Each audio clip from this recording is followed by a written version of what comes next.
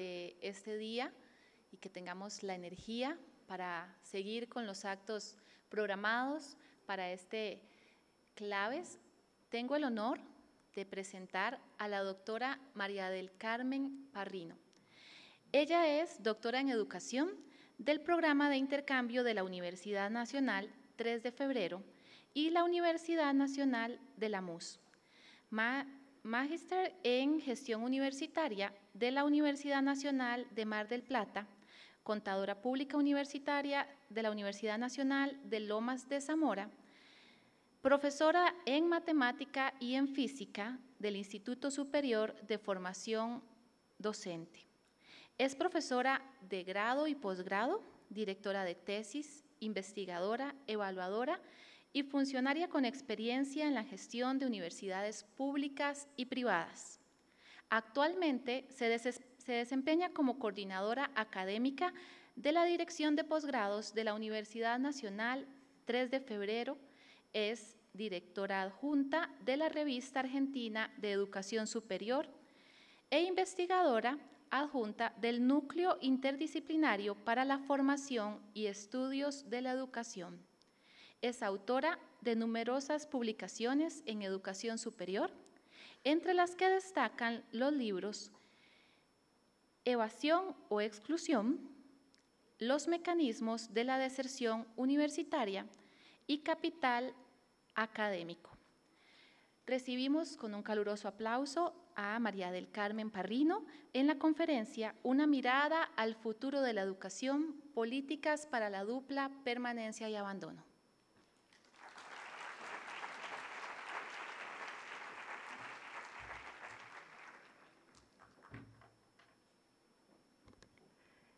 Buenos días a todos y a todas. La verdad es que es un inmenso gusto, un inmenso placer poder estar compartiendo aquí con ustedes estos días de trabajo del Congreso, que ha resultado tan fructífero y bueno, y ahora en este momento está llegando a su última parte, ¿no es cierto?, a su cierre. Desde ya quiero agradecer la invitación que me han hecho a la Universidad Nacional en el nombre de su rector y también a los equipos del Claves y de éxito académico de la misma universidad. La verdad que me he sentido muy honrada de trabajar con ustedes estos días. Bueno, les cuento, esto no es mi presentación.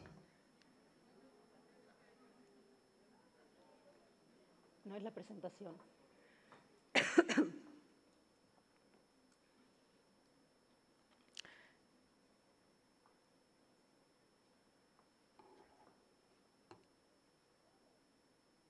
Bueno, muy bien. Mientras tanto, hacemos una introducción. Les cuento que la presentación, en un primer lugar, les va a estar mostrando un diagnóstico de lo que es la educación superior en América Latina, que es lo que les estuve preparando. Y después, en un segundo lugar, sí nos ponemos precisamente en lo que corresponde a nuestros temas, a permanencia y abandono, y trabajamos en función de eso. Muy bien.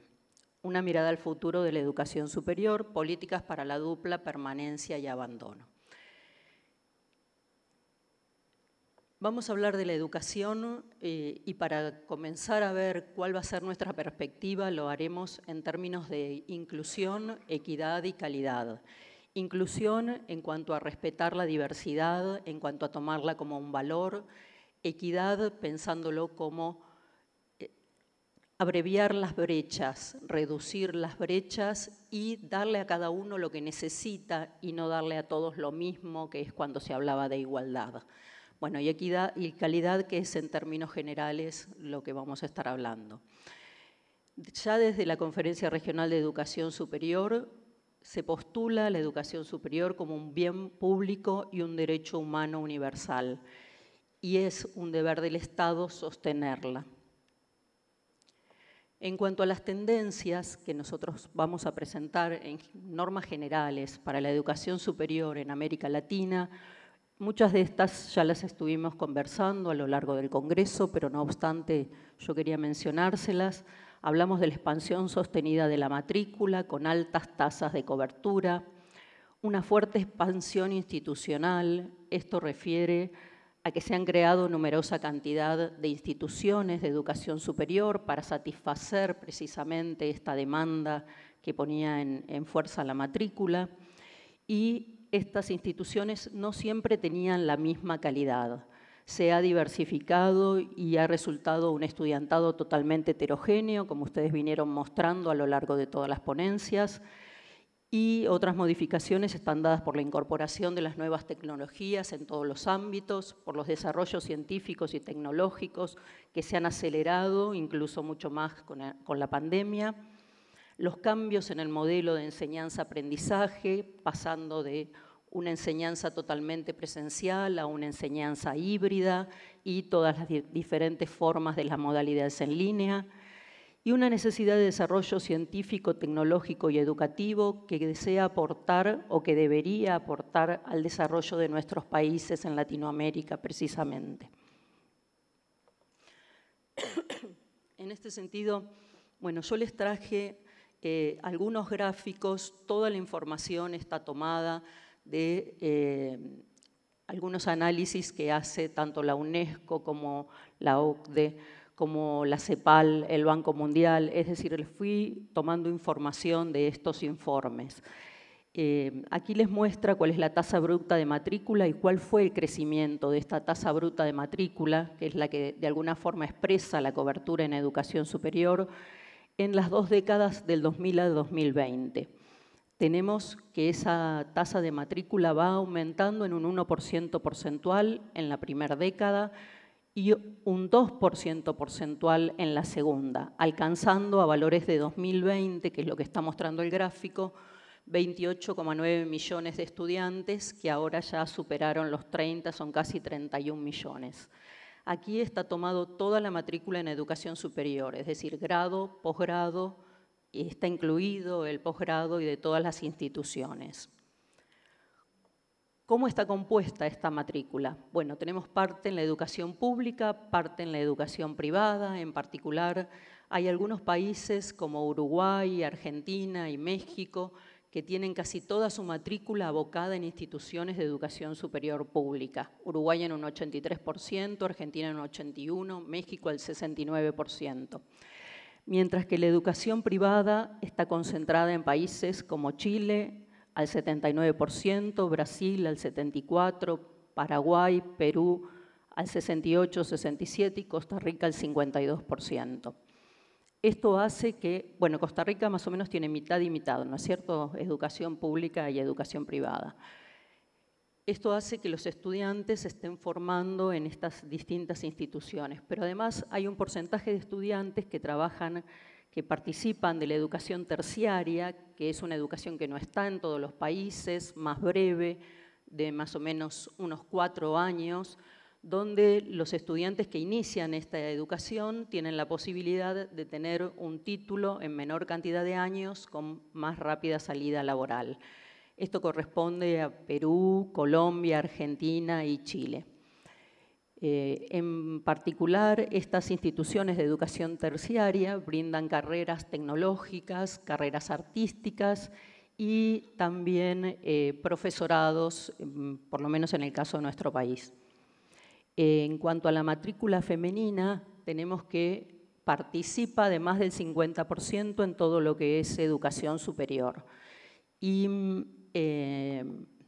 no solo en educación superior, sino que también en educación secundaria. Esto la literatura le llama la ventaja femenina. O sea, es como que la participación de la mujer en educación se ha ido incrementando a lo largo de los años y cada vez se muestra más.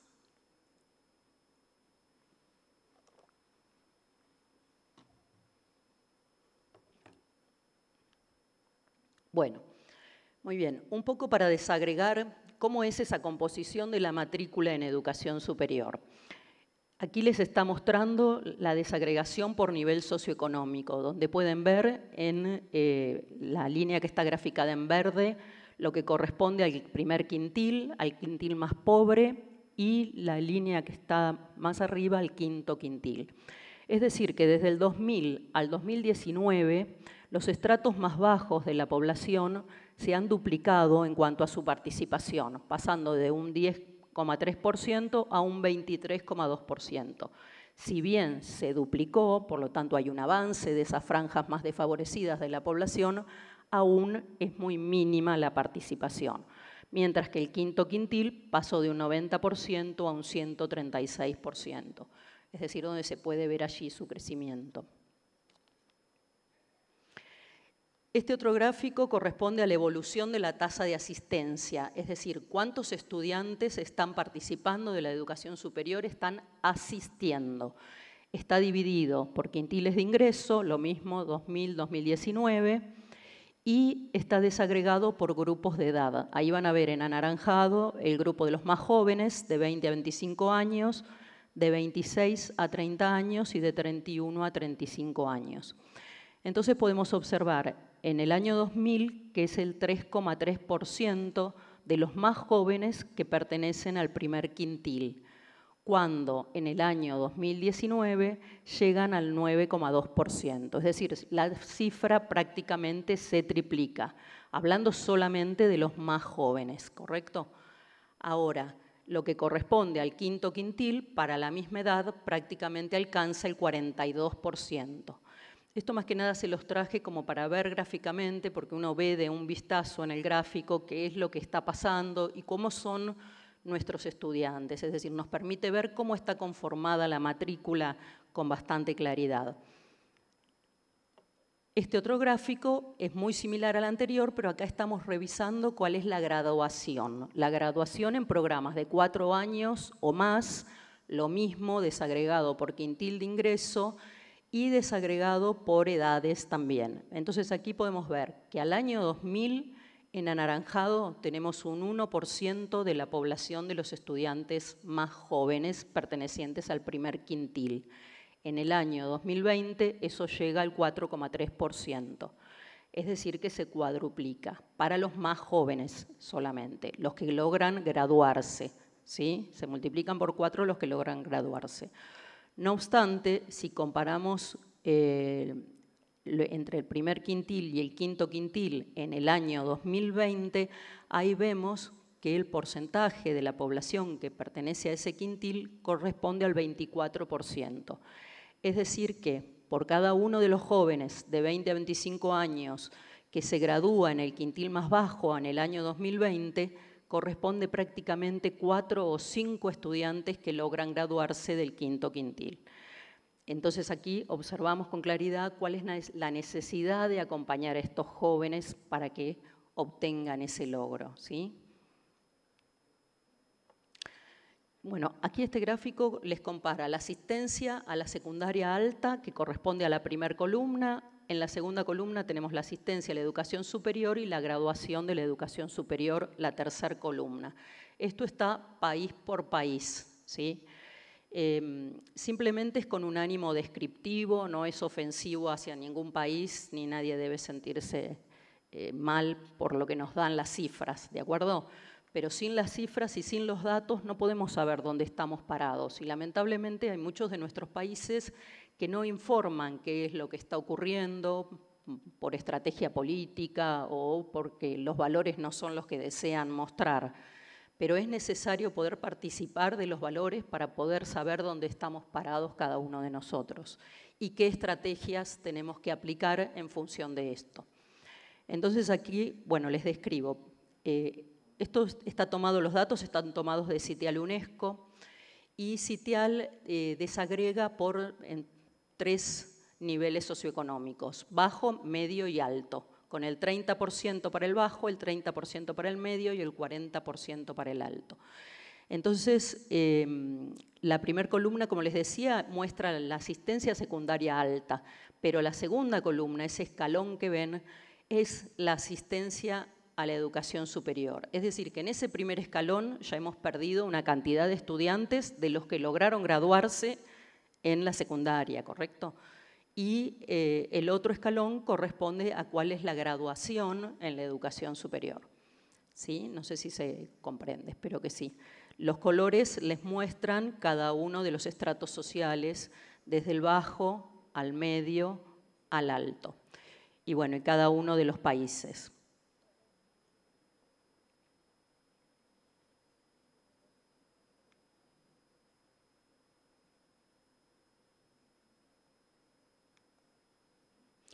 Bueno, vemos ahora qué es lo que está pasando con la educación secundaria.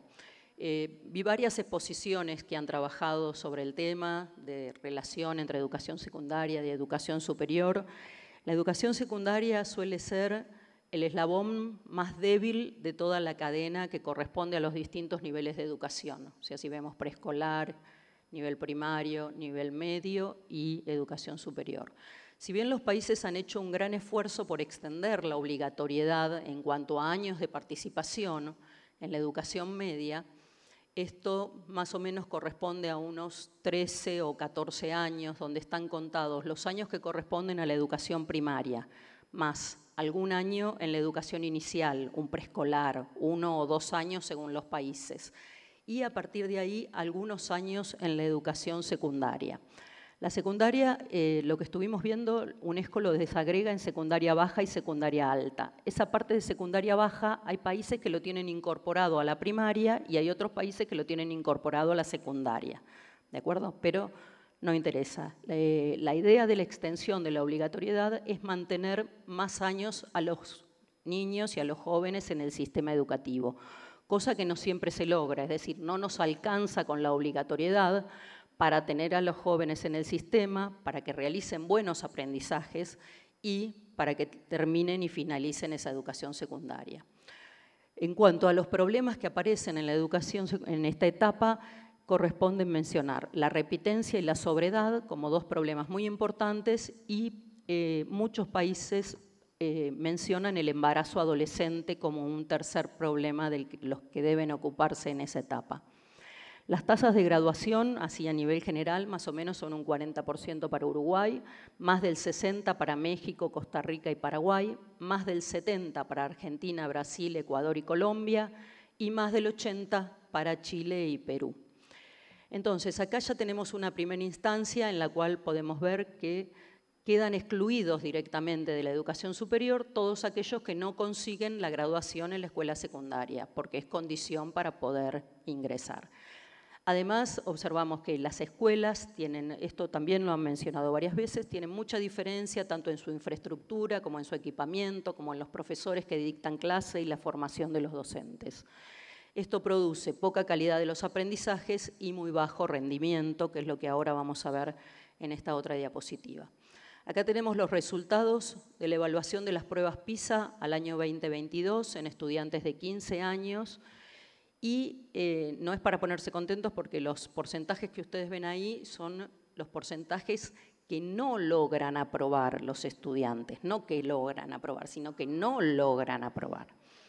Sí, esto también es algo que todos los profesores notamos en las aulas, que es esto que ustedes mencionaron tanto en las ponencias, que no tienen los conocimientos mínimos que necesitan.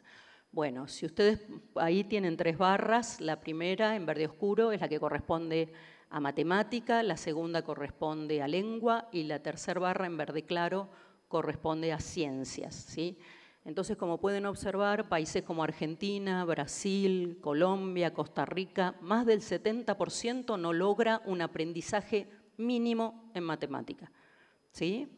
Y, por ejemplo, para lengua o para ciencias, eso llega al 55, al 54%, es decir, más de la mitad de los estudiantes tampoco logran un aprendizaje mínimo para ciencias. Los mejores puestos los tiene Chile, con un 56% en matemática de desaprobados, ¿no? Esos son los estudiantes que no alcanzan. Un 57% para Uruguay también, y rondan en el 40% para lengua y para ciencias. Entonces, bueno, de alguna forma esta diapositiva es terrible, ¿no es cierto? Yo lo tengo comprobado para Argentina, porque en Argentina se toman unas pruebas a nivel secundario, en el último año del secundario, a todos los estudiantes, y los valores todavía son superiores, es decir, todavía son peores que los que tenemos acá en las pruebas PISA. Es decir, que no son errados los datos que estamos viendo, ¿sí? Y bueno, y además, precisamente, es la formación de los estudiantes que tenemos. Por eso se nota tanto esa diferencia en el paso de la educación secundaria a la educación superior. Y aquí les traje otra diapositiva donde les está mostrando los graduados universitarios por área de estudio. En particular, yo destaqué el área que corresponde a las tecnologías STEM, porque con esa formación que nosotros teníamos en matemática y en lógica, nosotros queremos que los estudiantes aprueben carreras del tipo STEM. Es decir, que tenemos que profundizar mucho más lo que hacemos en cuanto a programas remediales, en cuanto a programas de fortalecimiento, si nosotros queremos, como política universitaria y como política del país, conseguir que los estudiantes se formen en áreas que corresponden a las ciencias, a la tecnología, ingeniería y matemática. Acá lo que podemos ver es, por ejemplo, que tenemos un 15% para Chile, un 13% todavía menos valor para Argentina, 16% para Costa Rica y Brasil, y con mejores valores tenemos a Colombia y a México en el orden del 21 y del 23% de los graduados en esta área. El resto, bueno, yo en realidad quería destacar esto porque me parece que es una política prioritaria para los países formar graduados en el área de las carreras STEM. Esta la vamos a pasar. Bueno, y aquí vemos los estudiantes. En esta diapositiva tenemos que la primera barra corresponde a los estudiantes totales desagregados por país, para grado y pregrado solamente, estudiantes totales desagregados por país. La segunda columna corresponde a los nuevos ingresantes, es decir, los estudiantes que ingresan cada año. Y la columna en verde, los graduados. Más o menos lo que se muestra ahí, lo que se ve en los datos, es que un 50% logran graduarse, donde ustedes tienen que pensar, o sea, con algunas aclaraciones. En primer lugar, que no están todos los países de América Latina, están solamente aquellos que han provisto de los datos correspondientes. En particular, no informan el ingreso, o sea, no se informa cada año cuántos estudiantes ingresan. Entonces, bueno, tampoco podemos hacer cálculos ni cuentas que nos den muy correcto. Y en cuanto a la graduación, lo que tenemos que observar es que ese 50% corresponde, como esto es un promedio, corresponde a carreras cortas que tienen mayor graduación, bueno, a distintos tipos de carreras donde quizás también tenemos mayor graduación y otras en las que el abandono es mucho mayor. Entonces, bueno, creo que hasta acá un poco la idea era como ver cuál era el panorama en el que estamos inmersos en cuanto a la educación superior, ¿no?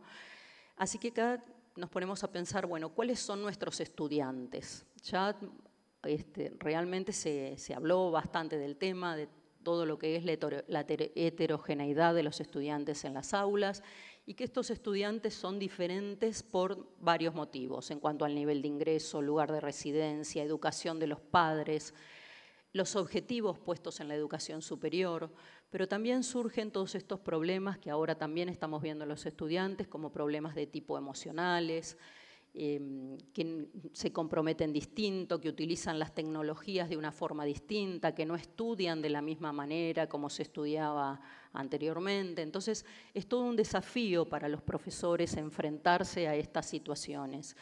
Vemos que se matricula una mayor cantidad de estudiantes, pero sin embargo la preparación académica es menor y el nivel de recursos económicos con los que cuentan también es menor, evidenciando la falta de metodologías de estudio, necesidad de incorporar herramientas básicas, lógico-matemáticas, lenguaje, tecnologías informáticas, etc.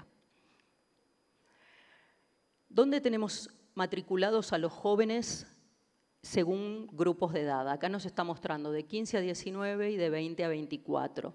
Pero más que nada yo les quería mostrar que los estudiantes de 20 a 24 en una gran proporción todavía están terminando el secundario. Fíjense que están en secundario o inferior países como Chile, Colombia, un 2%, México y Perú un 3%. Pero sin embargo, Argentina tiene un 6% de sus estudiantes haciendo todavía el secundario a los 20 años, un 7% Brasil y un 12% Costa Rica, ¿sí? Si nosotros queremos saber cuáles son los estudiantes de educación superior, acá tendríamos que estar sumando como la segunda columna más la anteúltima columna, ¿sí? Pero ahora lo vemos en otra diapositiva.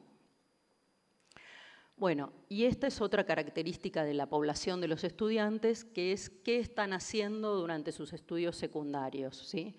Tenemos que solo estudian y exclusivamente se dedican al estudio, esa primer columna donde vamos viendo cada uno de los porcentajes por país, y que estudian y trabajan la segunda columna.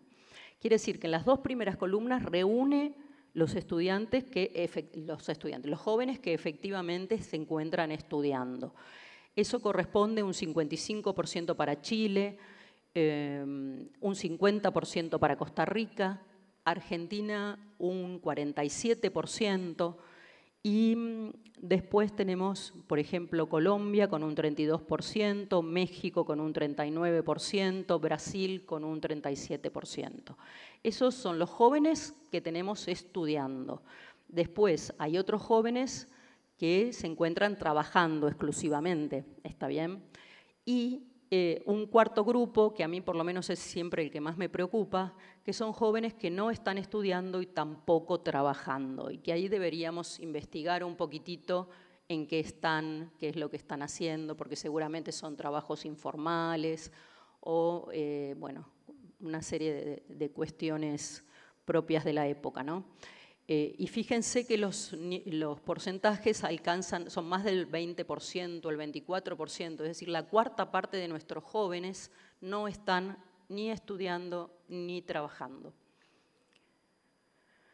Entonces, ¿cómo planteamos nuestras políticas de equidad e inclusión en base a todo este panorama que estuvimos viendo? Vemos que las franjas más desfavorecidas de la población avanzan, ¿sí? Y que las brechas que se producen ya en la educación media se trasladan a la educación superior, es decir, no logramos resolverlas, no logramos modificarlas en ese sentido. ¿Cómo hacemos para resguardar a nuestros estudiantes que poseen un capital acumulado de un cierto nivel, mientras que el exigido al ingreso de la institución es otro nivel muy superior? ¿Cómo hacemos para evitar su abandono? Bueno, aquí hemos estado viendo ya varias estrategias, ¿no? Diferentes estrategias. ¿Y cómo enfrentamos la vulnerabilidad académica y económica para que puedan alcanzar la graduación? Aquí, ya empezando a pensar en una perspectiva de permanencia y abandono, podemos destacar, digamos, 3 etapas fundamentales que son en las que podemos diferenciar a nuestros jóvenes como para poder aplicar estrategias, ¿sí? Un poco la idea es, si nosotros podemos ir observando grupos más pequeños de jóvenes que tienen ciertos aspectos de vulnerabilidad, vamos a poder aplicar estrategias enfocadas a esos grupos de jóvenes, ¿sí? Con la idea de aplicar las adecuadas y también de ahorrar recursos, porque obviamente todo esto que queremos hacer siempre implica recursos para las instituciones. Entonces, una primera etapa es la etapa de transición, que es la etapa del pase de la educación secundaria a la universidad. Esto no solo incluye todo el periodo que corresponde al ingreso, con examen de ingreso, concursos o como sea, y a todo el primer año de la carrera, sino que comienza antes, como desde 1 año y medio antes de terminar el secundario, cuando el estudiante ya está viendo qué es lo que va a seguir, en qué piensa continuar y donde puede comenzar a fortalecer sus estudios a fin de afrontar mucho mejor la universidad. Una etapa intermedia, que sería estrictamente la propia del cursado de las asignaturas. Cuando empieza segundo año, el estudiante universitario es como que ya entendió de alguna forma qué es lo que tiene que hacer para poder estar en la universidad, ¿sí? Ya se hizo de eso que se suele llamar el oficio de ser estudiante, el estudio como un trabajo. Entonces, aquí ya se pueden dirigir más las estrategias a estrategias de fortalecimiento de algunas asignaturas claves, o sea, hacer algo mucho más dirigido. Y esto dura hasta un poco antes de finalizar la carrera, donde otra vez en esas últimas materias que tiene que rendir aparece una nueva etapa de abandono con características distintas y la llamamos la etapa de finalización. Esta etapa, aquí, ¿qué es lo que pasa? Convergen, por un lado, mayores exigencias en cuanto a las asignaturas, debes saber mucho de todo el resto de la carrera anterior. Muchas veces la redacción de tesinas suele ser un aspecto que no logran superar en cuanto a la forma de redacción o la investigación, lo que conlleve la tesina. Las prácticas profesionales, pero además ya son estudiantes más grandes que poseen otra edad y que también poseen otras necesidades porque están pensando en su pareja, formando una familia y además necesitan insertarse en el mercado laboral. Hay muchas carreras, por lo menos en Argentina esto es muy común, donde ellos necesitan insertarse antes de tener el título, porque en el mercado laboral los consideran diferentes y son graduados sin experiencia. Entonces, ¿qué hacen? Bueno, tratan de insertarse en las carreras y después, por las exigencias del mercado laboral, ya no pueden terminar la carrera. Entonces les queda ahí sin finalizar, ¿sí? Acá yo les quería contar un caso, así muy brevemente, de la Universidad Tecnológica Nacional, que es una universidad que está pensada para estudiantes prácticamente que trabajen, o sea, está enfocada a estudiantes que trabajen con horarios nocturnos, etcétera, y forma básicamente ingenieros, pero no lograba que los estudiantes terminaran y se recibieran. Entonces tenían muy buenos ingresos, pero después los ingenieros eran 3, 4, 2, según la especialidad. Entonces, lo que decidieron hacer como estrategia, armaron un plan que denominaron Plan Fénix y lo fueron a buscar. Buscaron todos los ingenieros, los estudiantes de ingeniería, los que les faltaban 15 materias, por ejemplo, y armaron un compromiso con esos estudiantes, hablaron con ellos, los convocaron, les armaron planes especiales, aceptaron su reingreso en las carreras, trabajaron con ellos en forma muy personal, pero requiriendo mucho compromiso de los estudiantes, y con eso lograron la graduación de ingenieros, algunos, bueno, acompañándolos a rendir las materias, ¿no? Con cursos especiales, pero lograron la graduación de estos ingenieros y siempre el comentario era que cuando se hacían los actos de graduación, la familia lloraba junto con el estudiante que finalmente, después de tantos años, había logrado terminar con la carrera de ingeniería. Entonces, a veces la cuestión es un poco analizar la estrategia y pensarla para la realidad de la universidad y de la carrera, pensarla al interior como para saber qué es lo que tenemos que hacer. Bueno, ¿cómo estamos? Muy bien. Entonces, vamos a ver el tema de las vulnerabilidades, que es otro tema que aquí se habló bastante. La vulnerabilidad, ahí les puse como una definición, como dimensión social, refiere a una susceptibilidad, a una debilidad de las personas generada por el medio, por las condiciones de vida, pero que también a veces son personales. Entonces, tenemos varias vulnerabilidades que son bastante fáciles de destacar.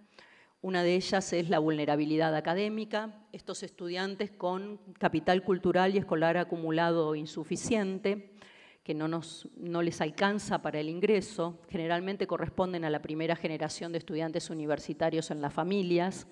Esto es fácil de detectar porque se detecta a través del estudio de los padres.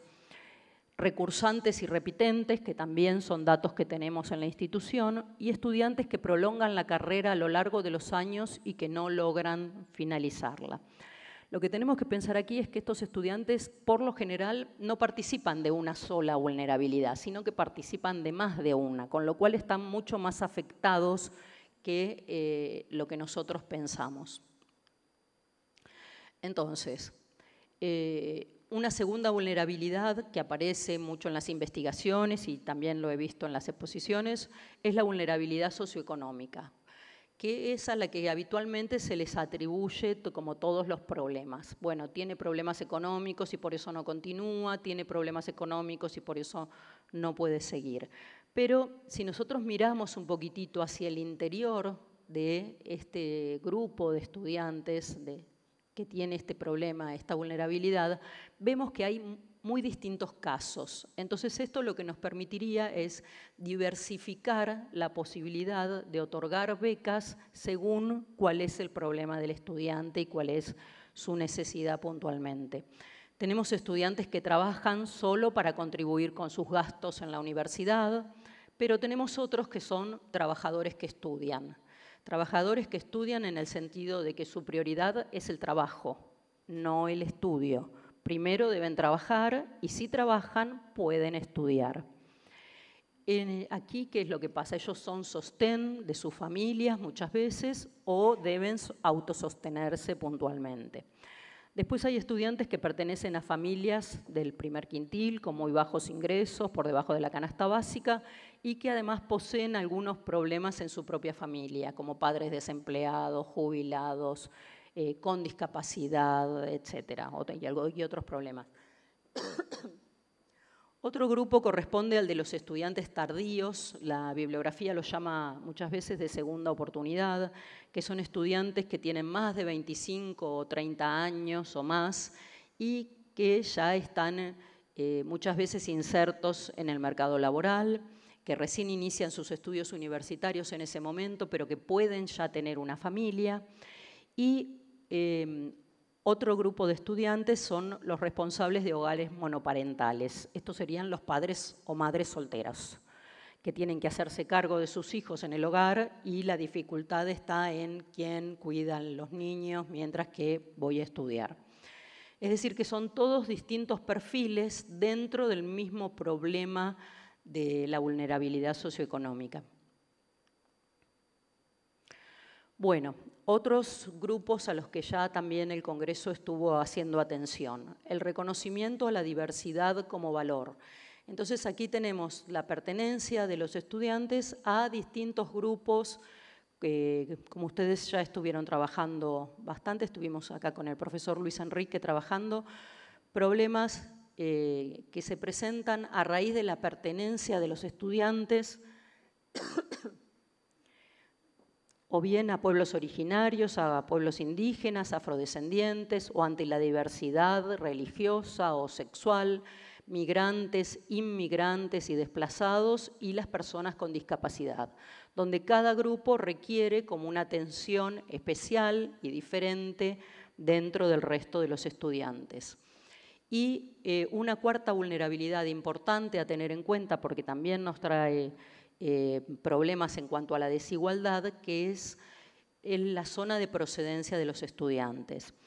Cuando los estudiantes son vulnerables según su territorialidad, es decir, según su procedencia. Estudiantes de poblaciones rurales, habitantes de lugares aislados, pero también en las grandes ciudades de zonas peligrosas, zonas como favelas o villas miserias, donde muchas veces por los horarios no pueden concurrir a estudiar en determinados horarios o no pueden participar de determinadas materias o no logran que las empresas de Internet, por ejemplo, lleguen al interior de estas zonas. Entonces también presentan estos casos diferencias en cuanto a la vulnerabilidad. Es así que un poco incluir la dimensión territorial en este análisis de las desigualdades permite descubrir todo este entramado que aparece. Bueno, otros factores causales. Yo acá simplemente nombré algunos, porque en realidad ustedes saben que todo el problema del abandono es un problema polisémico que tiene diversas causas, pero que además tiene diversas dimensiones y además va variando a lo largo del tiempo, como vimos con las etapas. Entonces, simplemente son algunas, así como para mencionar. La baja selectividad en el ingreso produce mayor abandono. La alta selectividad en el ingreso, por el contrario, debería producir un abandono menor. La alta regulación a la normativa está en contra de la permanencia y no sé qué quedó. ¿Qué significa esto? Cuando nosotros tenemos una serie de imposiciones desde lo administrativo o a veces desde lo académico, pero esto es fundamentalmente burocrático y administrativo, que hace que cada cosa que quiera hacer el estudiante tenga un impedimento antes, ¿sí? Me refiero a temas como la asistencia cuando es excesivo como requisito, me refiero a un reingreso, a qué es lo que se le exige para pasar de un año a otro, qué es lo que debe tener aprobado. Es decir, tratar de mirar un poco toda nuestra normativa a la luz de un poco de flexibilidad, de ver qué es lo que tenemos que cambiar o que modificar en nuestra normativa para que poder hacer frente a estos nuevos tiempos con estos nuevos estudiantes con los que nos toca trabajar, ¿sí? Y esto no es tan difícil de hacer porque en realidad es repensar toda la normativa que existe en la institución a la luz de estas circunstancias, ¿no? Nada más. Bueno, la asignación de plazas por carrera o por profesor, esto refiere al número de estudiantes que tenemos en el aula, ¿sí? Yo vi que aquí en la UNA, por ejemplo, hay grupos que son pequeños, son de 30, de 35, pero esto ocurre sobre todo en las mega universidades que tienen cursos con 100 estudiantes, 150, 200 estudiantes, y un profesor debe hacerse cargo de todo este grupo. Y obviamente no va a conseguir los mismos resultados de trabajo que en un grupo más pequeño, ¿sí? Entonces esto es muy importante, porque después las instituciones, cuando los organismos de evaluación y acreditación les piden valores, bueno, indíquenos cuál es la asignación de plazas por aula, hacen un promedio, entonces promedian los 100 alumnos del primer año con los 5 o 6 alumnos que quedan en el último año y les da 50 alumnos por curso. Y eso, bueno, evidentemente no es para nada cierto. Entonces, cuidar un poquito cuál es el número de estudiantes que tiene a cargo cada uno de los profesores en las asignaturas. Bueno, el elevado nivel de dificultad de las carreras, esto refiere a cómo repensarlas, no quiere decir que vayan a ser más fáciles, sino, bueno, pensar estrategias que les permitan a los estudiantes cursarlas a lo largo de los años, la elevada duración de los planes de estudio. Esto lo mismo, los planes de estudio son hay que hacer todo un análisis en sí mismo, tanto desde su estructura, cómo están armados, cómo están formados, si todas las asignaturas son obligatorias, las correlatividades, ¿sí? Los horarios en los que se ofrecen las materias, o sea, hay todo un análisis para hacer al interior que es todo un análisis en sí mismo, pero que nos permite encontrar estrategias para ver cómo podemos ayudar a los estudiantes a que cursen y a que finalicen, ¿sí? Acá yo siempre lo mejor es preguntarles a los estudiantes, es decir, hacer encuestas y averiguar qué es lo que está pasando, qué es lo que pasa cuando dejan, qué es lo que pasa con los horarios, por qué se inscriben, por qué no se inscriben, ¿sí? Muchas veces en el trabajo habitual de la universidad y en los tiempos que se van transitando, parece como que no hay tiempo para la reflexión, ¿no? Entonces, detenernos y hacer un análisis y una revisión de qué es lo que está pasando. Bueno, y otras cuestiones son las propias del mercado laboral, que ya nombramos algunas, pero el mercado laboral siempre influye en el tema de los jóvenes y del estudio, ¿sí? Porque muchas veces está dispuesto a captar estudiantes que están en formación, algunos están más avanzados, y bueno, para el mercado laboral significa una mano de obra que sí está preparada, pero que no es profesional, con lo cual les resulta un poco más barato para pagarles. Entonces, esto también es toda una cuestión que hay que tomar en consideración. Bueno, un modelo institucional para la permanencia bastante sencillo, ¿sí? Bastante simple como para compartir con ustedes y contarles un poquito.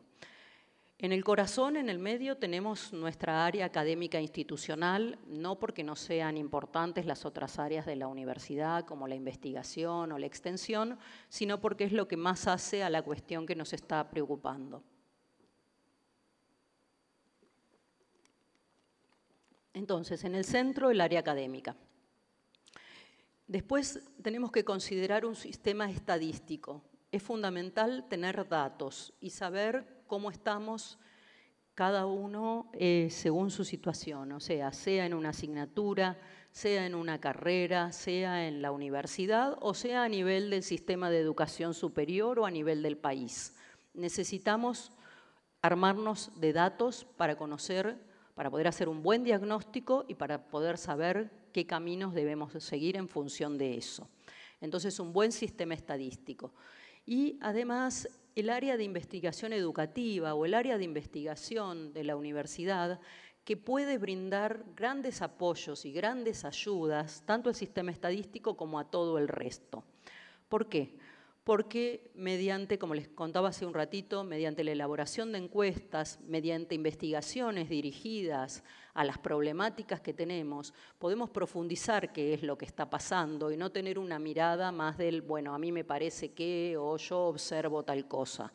La investigación nos da respuestas y nos da consecuencias concretas que nosotros podemos analizar. Entonces, colaborar con el sistema estadístico en la elaboración muchas veces de elementos que un estadístico no tiene por qué saberlo, sabe analizar los datos, pero no sabe qué es lo que debe preguntar. Colaborar con ese sistema estadístico para obtener datos y para obtener información que efectivamente nos sirva para la toma de decisiones. Por otro lado, toda un área de apoyo y de orientación al estudiante. Acá en la UNA está muy bien armado eso. Un área de apoyo académico que debe trabajar integrada con el área académica institucional. Es decir, si tenemos programas de mentorías o tenemos programas de tutorías, no podemos dejar a los tutores solos, ajenos a lo que es el contenido de las asignaturas y dejarlos librados, sino que tiene que estar asesorado y trabajando de a pares o trabajando de forma tal de poder complementar lo que es propiamente el estudio académico. Y una orientación al estudiante desde lo vocacional, pero también desde asesorarlo en los servicios, en todo lo que necesite. Y bueno, una unidad de apoyo económico de financiamiento al estudiante en todo lo referente a becas, créditos, etc. En celeste, abajo tenemos otros vínculos que no debemos descuidar. Uno, en cuanto a los programas de la escuela media. Ahí los programas de la escuela media lo que tenemos que ver es cómo trabajamos con las escuelas medias para fortalecerlas, para suplir todos esos problemas que estuvimos viendo en las primeras diapositivas. ¿En qué medida podemos colaborar con ellas? Y ahí hay varias cosas que se pueden hacer. Una es programas de preparación de los estudiantes en las áreas que después van a necesitar, programas de fortalecimiento y hacerlos participar todavía cuando están en la escuela media.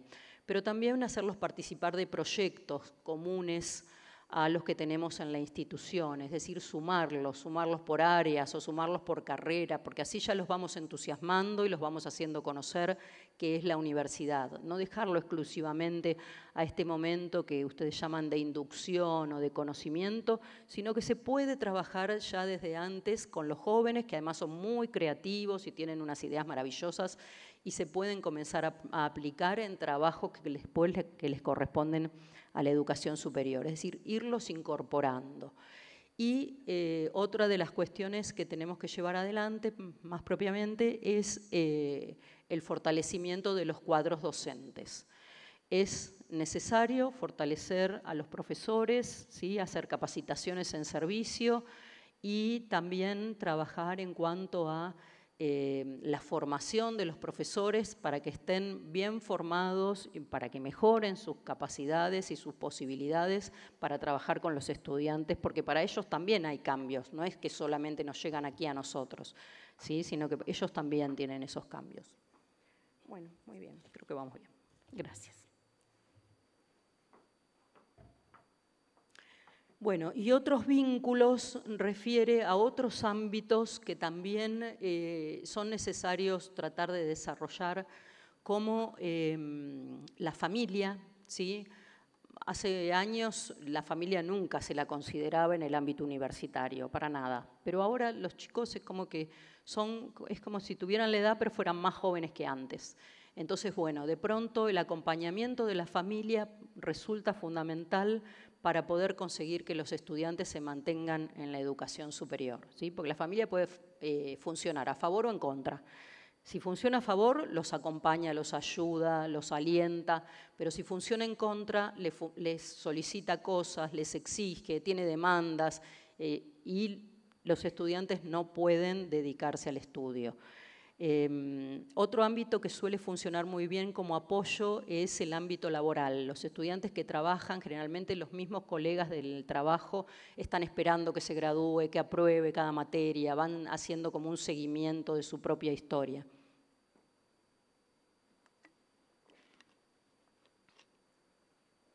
Y otros espacios importantes para trabajar son la empresa y el territorio en cuanto a las conexiones de la universidad con estos otros ámbitos. Bueno, entonces, aquí ya hay muchas cosas que les fui contando, pero vamos revisando así, no me olvido de nada. Algunas políticas institucionales de apoyo a la permanencia. Una sugerencia sería que el programa de apoyo a la permanencia que armen, que trabajen, que piensen, que reflexionen en la institución, esté inscripto en lo que es el plan estratégico de la universidad, ¿sí? Las universidades generalmente, habitualmente, suelen tener un plan estratégico a 5 años, más o menos años, según la universidad, conseguir lograr que ese programa de apoyo quede inscripto en ese plan estratégico. ¿Por qué? ¿Cuál sería la ventaja? Bueno, que va a participar toda la institución, ¿sí? No va a ser un acto de voluntarismo del docente que observa que sus estudiantes están yendo, o del área, o de un sector nada más, sino que se va a involucrar a la institución como un todo. Acá creo que la UNA es un ejemplo para esto, porque precisamente trabaja todas las áreas, ¿sí? Y cada vez es necesario que se involucren más, o sea, también los directivos que tengan conciencia, que tomen conciencia de cuál es la necesidad de acompañamientos de los jóvenes y de las distintas formas de instrumentación de estrategias que se pueden llevar adelante. En segundo lugar, realizar un análisis diagnóstico concreto, con cifras, con justificaciones, con informes, donde se muestre qué es lo que está pasando en la institución. Así se pueden pensar qué políticas se van a implementar y desde dónde, cuáles son los ámbitos correctos de implementación de esas políticas. ¿Está bien? Que hay diferentes. Esto también requiere, bueno, por parte de las autoridades, la recepción de todas estas problemáticas, la evaluación, la consideración de qué es lo que está pasando, cuál es el nivel de dificultad de lo que está pasando, para poder ir implementando planes de acción, aunque sean pequeños, aunque sea dando paso a paso, aunque sea este año hacemos esto y el año que viene evaluamos y vemos cómo seguimos, pero de a poquito poder ir haciendo los cambios. Bueno, un sistema de generación de datos estadísticos e indicadores, eso es fundamental. Relevar los datos, determinar las variables significativas para el abandono, porque si ustedes están atentos, hemos ido viendo grupos de vulnerabilidad y hemos ido distinguiendo variables significativas, así que eso es imprescindible. Y el seguimiento mediante informes periódicos y esos informes presentados a los sectores relacionados. Es decir, acá tenemos dos tipos de informes. Un informe que se puede realizar o un seguimiento que se puede ver a nivel horizontal, digamos, año a año. Por ejemplo, cuál es la asistencia, cuáles son las calificaciones de los estudiantes, qué asignaturas aprobaron en un primer año, en un segundo año. Pero también hay una lectura vertical que conlleva entonces a si el estudiante pasó de primer año a segundo año, si aprobó todo un área, toda una rama de materias, por ejemplo, todo lo que tiene que ver con matemática, todo lo que tiene que ver con física, contabilidad o derecho, lo que sea, si toda el área está cubierta o no, o si se fue quedando en algunas asignaturas que le impiden seguir adelante con el estudio. Entonces, todos los tipos de seguimiento y los informes para que todos los actores estén compenetrados en qué es lo que está ocurriendo. Y esto ya se los dije, el equipo de investigación educativa o algún área de investigación de la universidad que pueda trabajar en esto, con el objeto de diseñar e interpretar encuestas y resultados, ¿sí? Ahora a través del Google Form es bastante fácil, es bastante sencillo llegar a los estudiantes sin agobiarlos, ¿está bien? Solamente hacer encuestas, ver cuándo. Además hay registros que se pueden hacer, bueno, que se pueden relevar en la inscripción, que ahí se piden muchos datos y se pueden relevar absolutamente todo lo necesario, y después destacar cuáles son los cambios, sobre todo los cambios sociodemográficos que van a ir apareciendo, por ejemplo, el estudiante se casa o se muda o tiene un fallecimiento en su familia, todas las cuestiones importantes, solicitarlas que los estudiantes las indiquen. Bueno, muy bien. Otras políticas, estas ya fueron muy mencionadas, programas de tutorías, parejas pedagógicas, supervisión y acompañamiento, estrategias de adaptación, de fortalecimiento académico de las asignaturas, orientación, acciones de asesoramiento, todo enfocado al proyecto personal de vida del estudiante, a estos planes de vida que nos decía el profesor Luis Enrique el otro día. Es decir, todo pensado en función de qué significa el estudio universitario en la vida del estudiante y no separado de eso, ¿sí? Y en particular ahí les puse el fortalecimiento del lazo con la institución. Esto proviene de Durkheim. Durkheim estudiaba que los casos de suicidio, decía él, provenían cuando la persona rompía el lazo con la sociedad. Esto llevado no a este tema, sino precisamente al tema que nos convoca, es fortalecer los lazos, lograr que el estudiante se identifique con la institución, ¿sí? Que se encuentre como estudiante, que se fidelice. Acá les puedo contar también un caso de una universidad de Perú, en Arequipa, la Universidad Católica de Arequipa, que estaba preocupada por los problemas ambientales. Entonces decidió que en cada ingreso le iba a regalar a cada uno de los estudiantes un árbol. Entonces les regalan un árbol y les pide que saquen una foto del árbol cuando ingresan. Y en el momento de la graduación tienen que volver a traer no la foto del árbol de ese momento, sino la foto del árbol actual. Es decir, que fíjense qué simbólico esto, ¿no? Les relaciona el crecimiento del árbol con el mismo crecimiento personal del estudiante a lo largo de los años, la dificultad de mantener el árbol con vida, con la dificultad de permanecer en el estudio y continuar en el estudio y finalizarlo. Entonces, bueno, un poco la idea es esto, ¿no? Es pensar de qué forma podemos establecer lazos con los estudiantes. Muchas veces se generan a través, por ejemplo, de las becas. Las becas hacen que los estudiantes se sientan comprometidos con la institución que les está dando a ellos una beca, no a todos los demás, a cada uno. Es decir, es mirarlos en precisamente su necesidad y atenderla. Entonces, pensar estrategias también en este sentido. Bueno, otras políticas en relación con apoyos económicos, programas de financiamiento. Acá lo que se sugiere siempre es hacer una diversificación de las becas y tratar de establecer distintos programas, desde, bueno, programas de manutención o programas de vivienda, pero no solo eso, sino también a veces becas de apuntes, becas de transporte, ayudas en el transporte, en el desplazamiento, descuentos. Allá en Argentina hay un programa de boleto estudiantil que también sirve no solo en el secundario, sino también en educación superior y le descuentan un 20% a los estudiantes y a los profesores. Bueno, sistemas de créditos estudiantiles hay mucho menos. En general hay pocos países que trabajan con créditos, sí, Chile. Y aquí quizás para contarles un caso, está el Fondo Solidario de Uruguay, que es un fondo especial en lo que los estudiantes reciben las becas y una vez que se gradúan, una vez que pasan una serie de años, 2 años, 5 años de la graduación, ellos devuelven entre comillas, ¿no? Aportan a ese fondo y con ese fondo se financian a los estudiantes que continúan en el sistema. Esto, y bueno, y además este fondo maneja otros sistemas de becas, ¿no? Porque esto también, la información sobre los distintos tipos de becas, ya que hay becas a nivel nacional, hay becas a nivel provincial, a nivel institucional, o sea, hay diferentes becas.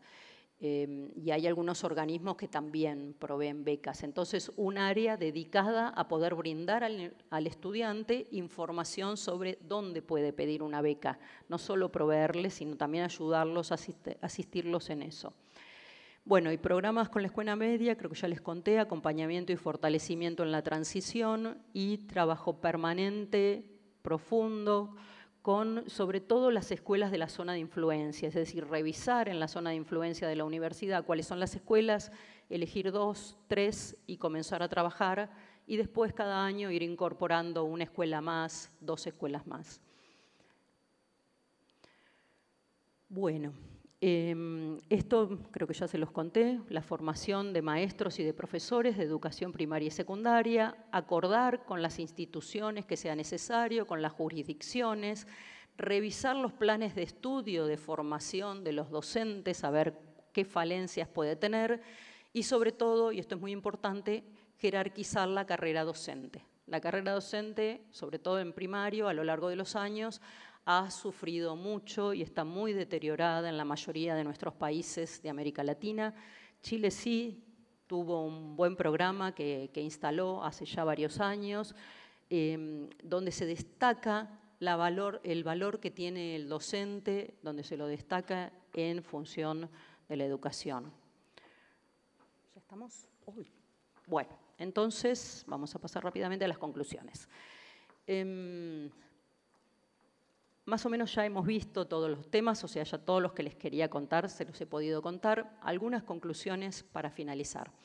América Latina necesita formar capital humano calificado. Es una necesidad para nuestros países. Es la forma de favorecer el desarrollo de nuestros países mediante políticas de educación superior concretas, orientadas a establecer los perfiles de graduados que queremos. Pero para esto, bueno, tenemos que ver cómo sostenemos todo lo demás, ¿no es cierto? Se observa una asociación entre la posición social y el egreso, según el quintil de ingreso del estudiante. Si el quintil es más bajo, tiene muchas menos posibilidades de graduarse. Si el quintil es más alto, tiene muchas más posibilidades de graduarse. Tratar de resguardar las trayectorias de los jóvenes, ¿sí? Las trayectorias educativas para evitar el abandono deberían ser continuas, es decir, deberían empezar en el preescolar y continuar a lo largo de la vida hasta que se graduara de la educación superior, también después puede seguir en el posgrado, o sea, después hay otras etapas, ¿no es cierto? Pero mínimamente para llegar hasta el grado. Y evitar el abandono monitoreando, ¿sí? Supervisando los ciclos. Cada finalización de ciclos se pierden estudiantes, de primaria a secundaria, de secundaria a superior. Y robustecer los sistemas de educación primaria y secundaria para lograr oportunidades concretas de inclusión y de equidad, o sea, reales, concretas.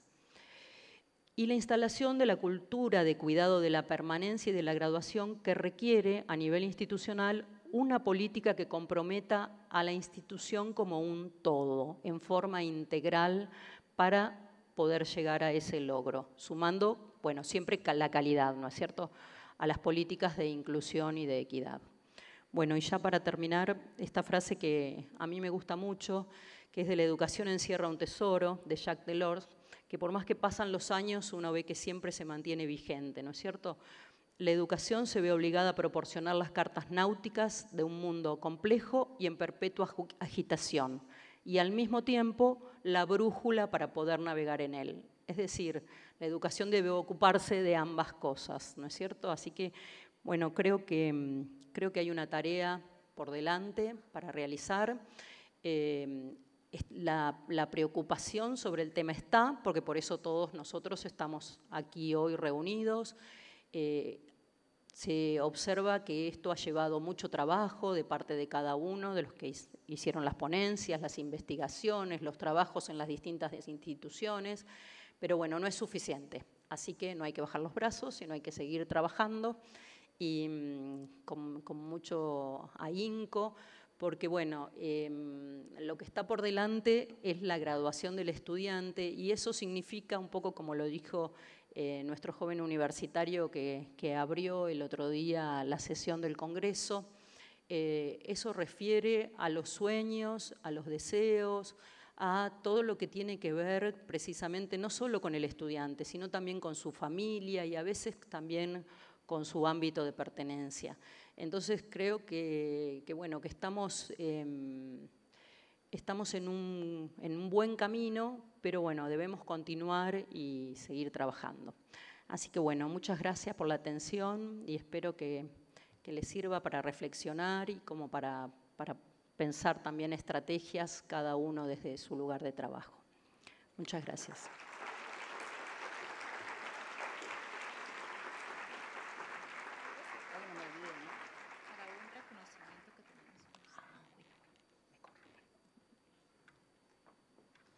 Muchas gracias a María del Carmen por esta conferencia donde nos invita a seguir reforzando todos estos trabajos que hemos venido haciendo y a seguir luchando por nuestra razón de ser como universidades, que son nuestros estudiantes.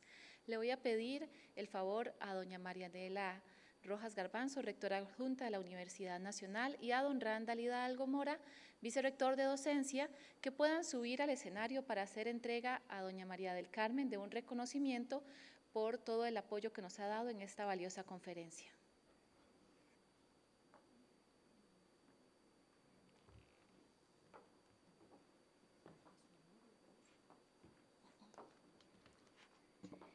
El certificado que hacemos entrega a María del Carmen dice: Universidad Nacional de Costa Rica otorga a María del Carmen Parrino por su conferencia en el 13º Claves Congreso Latinoamericano sobre Abandono en Educación Superior, Permanencia Estudiantil, Desafíos Pedagógicos y de Acompañamiento ante la Interculturalidad y el Futuro de la Educación, con el tema Una mirada al futuro de la educación superior, políticas públicas, la dupla entre permanencia y abandono.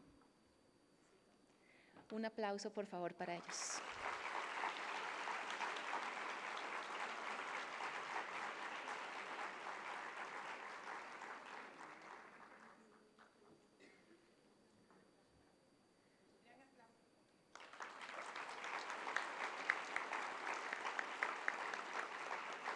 A continuación, vamos a seguir con el acto de clausura y nos acompaña la señora Silvia Redondo, quien va a dirigir y moderar este espacio. Muchas gracias.